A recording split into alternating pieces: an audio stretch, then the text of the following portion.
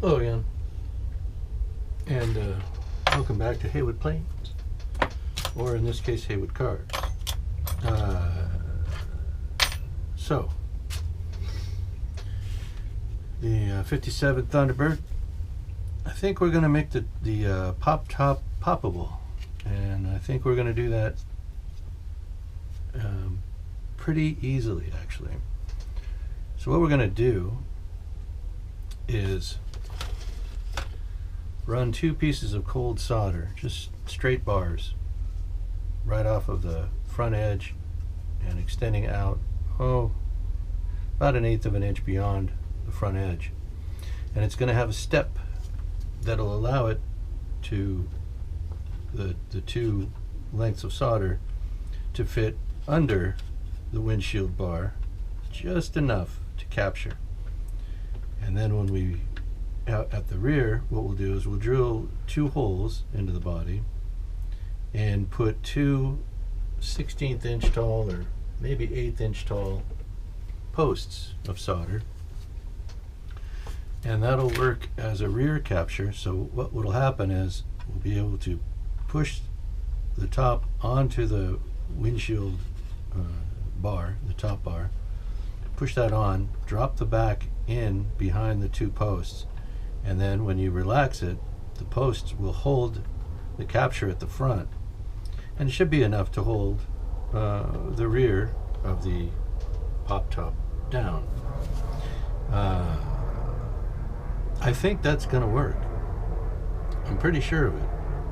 And what I can do to prevent any side-to-side movement is just use a round file, and where those 2 solder posts are sticking up, we'll just notch the back of the pop top in those same locations so that they'll just fit halfway into, those posts will fit halfway into the top.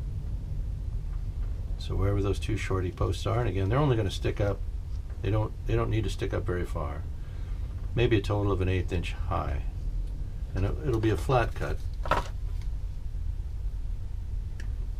And then I can just round the edges of that with the sandpaper. Flatten the top and round the edges, so they'll just look like posts, little buttons of solder there. So again, this will hook under the top and then press down, and that little bit of friction should hold the top in place. Just, enough for a display model. It's not going to be, and then to get a good look at the interior with the carpeting and all the detailing that's going to go on with the cockpit tub, well, you'll be able to see that if you want, just by pulling the top off. Lift the back and slide it off. Piece of cake. All right. The other thing is, I wanted to show you the hinging that I came up with for the front, for the hood. So I've got it taped in place, and we do this while we're working so we don't have a floppy lid. Now, it's not perfect. There's no friction fit of the swinging of the top. It just, either swings it up or it's going to flop back down. But that's fine, because I'll put a swinging lid stay over here. Just hinge it to the side, have a little length of wire that can swing out and drop into the, we'll put a corresponding little drill partial hole into the fender rail there so that it'll stay. And then when we want to drop the hood, we'll just tilt it forward, swing that little arm back up against the hood, and it'll be out of the way. It won't be making contact with any of this rail in retracted position, and that'll let it close. So the hinge is just a simple bar, and I tried first a shorter length, like so, in the same position, but it would only let the hood tilt about to here before the nose of the hood contacted the body of the car, and that prevented it from swinging up. So all I needed to do at that point was, I think what I did was I tripled the length of this portion of I just tripled the length of this bend here this length of the piano wire.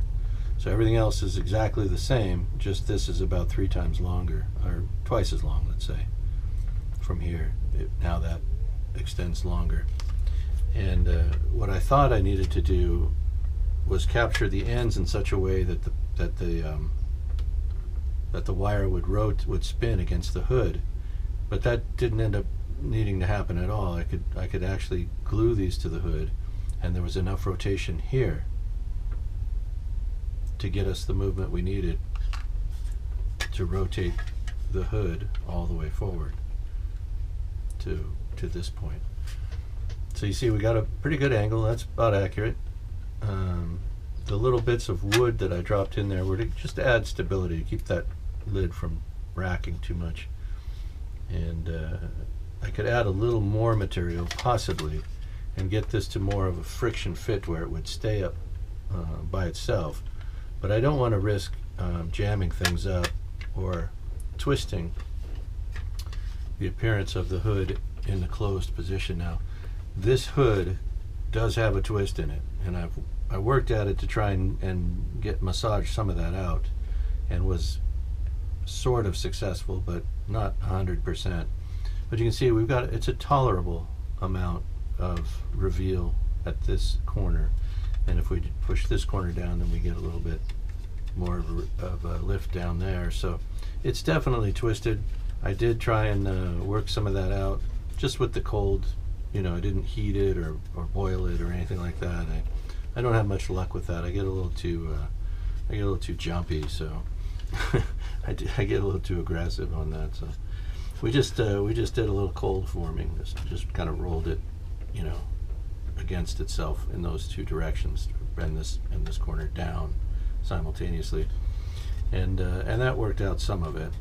Now the plastic is going to try and resume its original twist, but we're not gonna stand for that.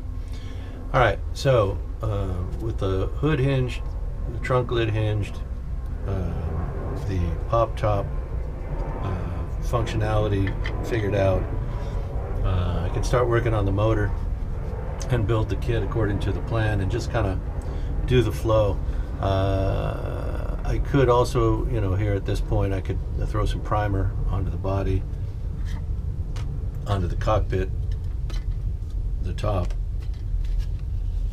and the frame, and just get that primer coat on, inside and out. We can get that sprayed up. But I'm, definitely gonna start working the motor. And now that we can open the hood, well, then the motor can be dressed up. Sorry about that. I'm always bumping the camera here. Yeah, so now that we know that the hood will be openable, posable, like I said, I can dress the engine. We'll be using solder for ignition wiring. We'll be using the solder for the engine plumbing, such that whatever isn't provided in the kit or that doesn't fit will be replaced or augmented with solder. Cold solder comes in real handy, and we'll do those videos. I worked on the hood hinge off camera because when I turned the camera on, it took a while to get the fitment of this right, and that makes for really long videos. And once I can show you after the fact, all you need to do here, as far as the bends go, it's real basic. I mean, super simple, right? We're just making a U shape and turning the outer flanges outward instead of inward, and just make sure that the piece is flat when you're done, that all the bends and everything else, you take that piece of metal, where'd the little one go? Well, anyway, something like this, and you just want to make sure that it'll lie flat so that you got your 2 90-degree bends are aligned. There's no twist this way or that way. And then when you turn it out, you want to make sure, again, you're sticking with 90-degree angles everywhere. And on those, you want to make sure they're not rotated in or out. And then when you're done, your bend should lay flat on the deck. It shouldn't be raised in one corner or the other, right? It should, if it's done right, your part will lay absolutely flat on the deck. Here's the little one. It's got a little bit of plastic still on it, so it won't quite lay flat. But that's the whole game right there with bending wire. just you want to make sure you end up with a flat part at the end, not something twisted or rotated one way or the other, you know, unless it calls for that, unless the, you know, the thing you're doing is calling for some sort of a twist there. For the most part, you want that to lay flat, and you do that just by counter twisting. You know, if you've got something over rotated one way or the other, you know, let's say it looks like that. That's a little cattywampus. She doesn't lay flat. See how this corner here is raised. So you just want to get it flat before you proceed. Every time you're making a new bend, and you just sight down the part, you know, for a second, and it'll tell you whether you're straight and flat or not. And that's it. Simple tricks. All right, so as I said, next steps, I can just go ahead with the program and follow the instruction order of assembly and just build up the motor now. We'll test fit everything as we go, make sure that we don't get ahead of ourselves with the parts. You know, I was concerned about putting the tailpiece on, but the way the chassis fits in there, it's pretty much not a non-issue. She goes right in. This rests on those two tabs, and it's not going to prevent us from assembling the car at the end of the show, right? So the only other added issue that I have now to do is to build up the trunk surrounds, to line the trunk floor, and then to set up the surrounds that'll go around the trunk edges to make it look like a proper trunk, make it look trunkish, trunkable, trunkalicious. So that's all coming in the next series of videos. Hope everybody's having a good day. You know, this should work out. I'm pretty stoked about the hood, about the pop top. I think that's going to be fine. I've got lights on order for this. The light kit, the same as I put in the Chevy, we'll put in this. She's going to be done up as basically in the Jaguar colors. We're going to use the Hunter Green or British Racing Green. They're about the same. And a tan and a brown interior with probably either chrome accent or black accent. I haven't decided yet if I was going to black out all the chrome or just some of it, or even just switch it to stainless steel. Stainless steel is a darker tone than the chrome. It looks much better at the scale than the chrome does. It's more appropriate to the scale. So I'm thinking let's just pencil in stainless steel for the instead of chrome accent, and then everything else will be green and brown, green and tan, green and leather, if you will. So for that Jaguar style of coloration. Anyway, you know what I mean, I think. Right, so that's it. That's all I wanted to go over on this video. 57 Chevy is proceeding apace. And after this, we're going to do the F11. And the reason for that is, once again, birthdays. So 57 Chevy obviously would have been laid up on a drafting table late 1956, mid 1956, somewhere in there. They started probably drawing these up, making these modifications from the previous year. The F11 was also drawn up, and the first of the Navy test planes were flown in late 1956. So the F11 Grumman Tiger, the 1957 Ford Thunderbird, basically share a birthday, or at least the same. Let's call it maybe a zodiac sign. I don't know what you want to call it, but like with the F3F barrel and the DC3 both being born kind of together, 57 Chevy, F11 Tiger, about the same time. The F11 was also one of the earliest Blue Angels jet aircraft. I don't know if it was the first, I'll have to review, but it was definitely one of them. The Blue Angels flew the F11. Only 120 of those were ever made. And it was the only jet to ever shoot itself down. What it did was, the pilot was in a diving run, fired his machine guns, and the bullets were not flying as fast as the jet.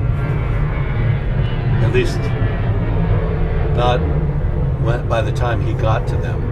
Initially, sure, the bullets came out of the jet like you would expect, but the pilot accidentally flew. So he's firing his machine guns. The bullets run out and begin to drop as they lose their energy, kinetic energy, and he drops the nose of his jet just such that he actually flew through his own hail of gunfire, shot himself down, had to bail out. True story. F-11 Tiger shot itself down. I think it's the only Navy jet to ever do that. Might be the only Navy aircraft to ever do it. I'm talking about, United States Navy. I don't know. Anyway, that's a true story, so you can look that one up if you want for fun. Everybody have a great day. We'll see you next time.